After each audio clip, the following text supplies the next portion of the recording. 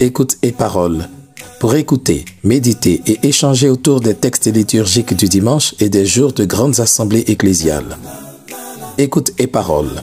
Pour garder le contact avec la parole de Dieu, où que l'on soit et quoi que l'on fasse. Présenté et réalisé par le Père Kwadou Ledoux.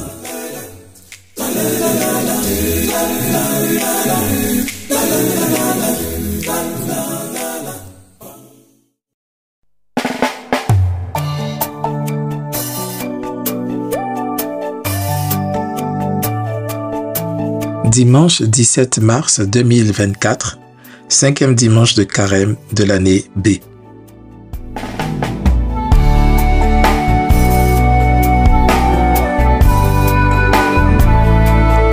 Lecture du livre du prophète Jérémie, chapitre 31, versets 31 à 34.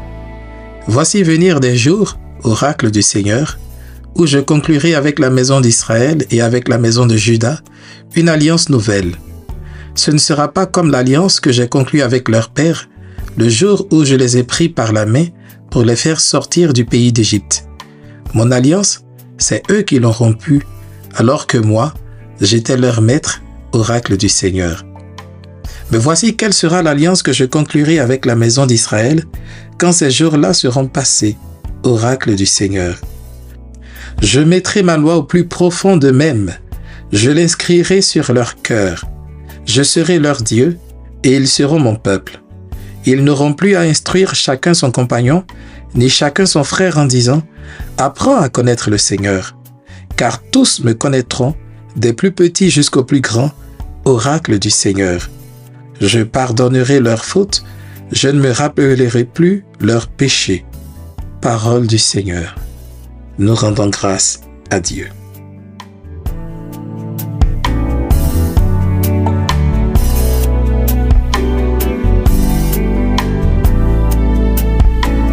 Psaume 50.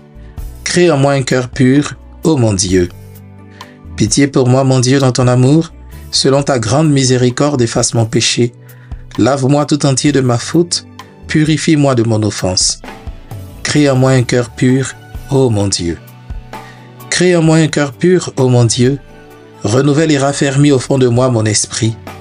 Ne me chasse pas loin de ta face, ne me reprends pas ton Esprit Saint. Crée en moi un cœur pur, ô mon Dieu. Rends-moi la joie d'être sauvé, que l'Esprit généreux me soutienne. Aux pécheurs, j'enseignerai tes chemins, vers toi reviendront les égarés. Crée en moi un cœur pur, ô mon Dieu.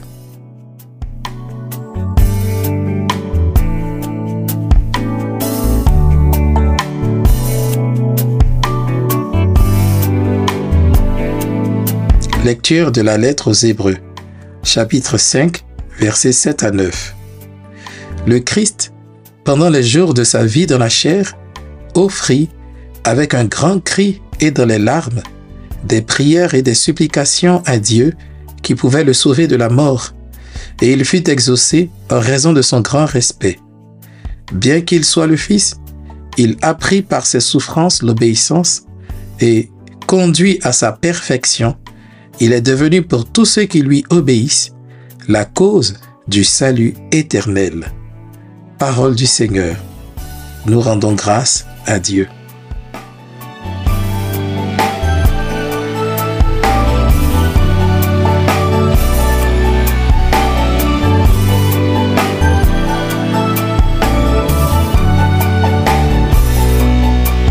Évangile de Jésus-Christ selon Saint Jean, chapitre 12, versets 20 à 33. En ce temps-là, il y avait quelques Grecs parmi ceux qui étaient montés à Jérusalem pour adorer Dieu pendant la fête de la Pâque. Ils abordèrent Philippe, qui était de Bethsaïde en Galilée, et lui firent cette demande. « Nous voudrions voir Jésus. » Philippe va le dire à André, et tous deux vont le dire à Jésus. Alors Jésus leur déclare, « L'heure est venue où le Fils de l'homme doit être glorifié. Amen, amen, je vous le dis. Si le grain de blé tombé en terre ne meurt pas, il reste seul. Mais s'il meurt, il porte beaucoup de fruits. Qui aime sa vie la perd, qui s'en détache en ce monde la gardera pour la vie éternelle. Si quelqu'un veut me servir, qu'il me suive. Et là où moi je suis, là aussi sera mon serviteur. Si quelqu'un me sert, mon Père l'honorera. Maintenant, mon âme est bouleversée. Que vais-je dire? Père, sauve-moi de cette heure? Mais non. C'est pour cela que je suis parvenu à cette heure-ci. Père, glorifie ton nom. Alors, du ciel vint une voix qui disait, « Je l'ai glorifié et je le glorifierai encore. » En l'entendant, la foule qui se tenait là disait que c'était un coup de tonnerre. D'autres disaient, « C'est un ange qui lui a parlé. » Mais Jésus leur répondit, « Ce n'est pas pour moi qu'il y a eu cette voix, mais pour vous. Maintenant a lieu le jugement de ce monde. Maintenant le prince de ce monde va être jeté dehors. Et moi, quand j'aurai été élevé de terre, j'attirerai à moi tous les hommes. » Il signifiait par là de quel genre de mort il allait mourir. Acclamons la parole de Dieu. Louange à toi, Seigneur Jésus.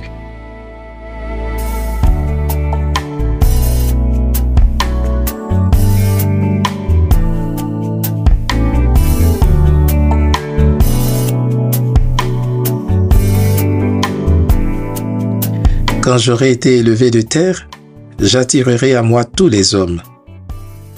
Par cette prophétie, Jésus montre à ses disciples non seulement la manière dont il va mourir, c'est-à-dire élevé de terre en étant suspendu sur la croix, mais encore les fruits que cette mort va produire, attirer à lui tous les hommes. Que Jésus sache par quel genre de mort il va mourir, cela est compréhensible. En revanche, que ce genre de mort attire à lui tous les hommes, on pourrait avoir du mal à le comprendre. En effet, un homme mort n'attire que les curieux. Ordinairement, on évite de poser le regard sur un cadavre. Quand un innocent est abattu par les bandits, ou bien par une bavure policière, les gens s'attroupent, guidés par la curiosité. Ils se renseignent un peu sur les circonstances de sa mort. Ils se laissent émouvoir un peu. Mais après quelque temps, ils s'en vont et l'oublient. C'est ce qui s'est passé au soir de la mort de Jésus. Des curieux se sont attroupés, mais quand l'heure de commencer la Pâque est arrivée, ils s'en sont allés. Sur les réseaux sociaux, il nous arrive de tomber sur des scènes violentes que nous nous précipitons de faire disparaître. Même les webmasters de ces réseaux prévoient de faire disparaître ces scènes tragiques. Il suffit de les signaler. Pourquoi donc la mort de Jésus attirerait plus que celle des autres? Il n'a pas été le seul innocent à mourir. Il n'a pas été le premier ni le dernier à mourir sur une croix. D'ailleurs, il était entre deux bandits. À première vue donc, la mort de Jésus n'est pas forcément attrayante. Nous pouvons comprendre alors ceux qui nous reprochent de marquer sur nous le signe de croix, ce signe de malheur et de mort, d'après eux. Il est normal de penser ainsi si on ne regarde la mort de Jésus qu'avec les yeux de chair. C'est pourquoi le dimanche dernier, la parole nous invitait à regarder le Christ avec les yeux de la foi. Oui, c'est avec les yeux de la foi que nous pouvons voir en cette humiliante élévation physique du Christ sur la croix, une glorifiante élévation spirituelle. Par sa mort, le Christ glorifie son Père et manifeste au monde la splendeur même de Dieu, qui n'est qu'amour. En effet, Dieu, porté par un unique projet d'amour, celui de sauver les hommes qui se sont laissés égarer par le péché, veut leur indiquer une nouvelle voie de salut. Cette nouvelle voie, il la trace à partir de la nouvelle alliance qu'il scelle avec le monde dans le sang de son Fils bien-aimé. Pourquoi une nouvelle alliance? Dans la première lecture que nous avons entendue, le prophète Jérémie nous fait comprendre que l'ancienne alliance avec Moïse a été rompue. Elle a donc échoué. Et nous l'avons suivi le dimanche dernier. C'est ce qui a été à l'origine du douloureux épisode de la déportation et de l'exil à Babylone. L'ancienne alliance a échoué, non pas parce qu'elle était mauvaise, mais parce que la loi qui la régissait était extérieure à l'homme. Et ce dernier la percevait comme une contrainte. Or, nous le savons, face à la contrainte, il y a deux attitudes, aussi négatives l'une que l'autre. Ou bien, on a peur et on devient un béni oui-oui qui fait tout comme un esclave, ou bien on ose défier la loi et on devient rebelle. Dans l'une comme dans l'autre attitude, il n'y a pas d'amour. Dieu, lui, ne cherche pas seulement que nous pratiquions de façon extérieure ses commandements, mais il veut que cela vienne du plus profond de notre cœur. Et qui dit cœur dit amour. Ainsi, Dieu veut que nous saisissions sa loi et ses commandements, non pas comme une contrainte, mais comme une belle expression de son amour qui veut nous arracher au pouvoir du péché pour nous obtenir le salut. Nous le savons. Face à l'amour, si on répond, on ne peut le faire que par l'amour. Le Christ, par sa mort, a montré deux choses au monde. D'abord, la preuve de l'amour de Dieu pour les hommes, et ensuite, la voie que ces derniers doivent suivre pour avoir le salut. La preuve que Dieu nous aime, c'est qu'il a livré son propre Fils. Et Jésus n'a pas fait semblant. L'auteur de la lettre aux Hébreux parle de grands cris et de larmes pour montrer que Jésus a réellement souffert. Il a été bouleversé à l'idée de sa mort prochaine. Il pouvait y échapper, mais il ne l'a pas fait pour montrer jusqu'où l'amour de Dieu peut aller et doit aller. Il a accepté de tomber en terre comme une semence, comme un grain de blé ou de maïs pour porter du fruit. Et il a effectivement porté du fruit. Il a été glorifié. Il indique le chemin du salut et de la vie. Ce chemin passe par la mort. En effet, il faut mourir afin de vivre. L'idée de mort est à saisir de plusieurs façons. Le premier sens, c'est celui de la mort physique. Pour connaître la vie éternelle, il faut passer par la mort physique. La mort n'est pas destruction de la vie, mais ouverture sur une vie indestructible. Elle n'est pas signe d'une punition ni d'un abandon de Dieu. Si le Christ a été glorifié après une mort si horrible, c'est pour dire que ceux qui meurent comme lui dans l'amour du Père, c'est-à-dire portés par la nouvelle alliance, quel que soit le genre de mort par lequel ils vont mourir, seront glorifiés. Dans un second sens, mourir, c'est mourir à soi, c'est-à-dire mourir à sa volonté, à son orgueil. En d'autres termes, c'est obéir. C'est lorsque l'on meurt à soi que peut germer la volonté de Dieu. Et nous le savons, c'est la volonté de Dieu seule qui peut, en nous et par nous, porter des fruits.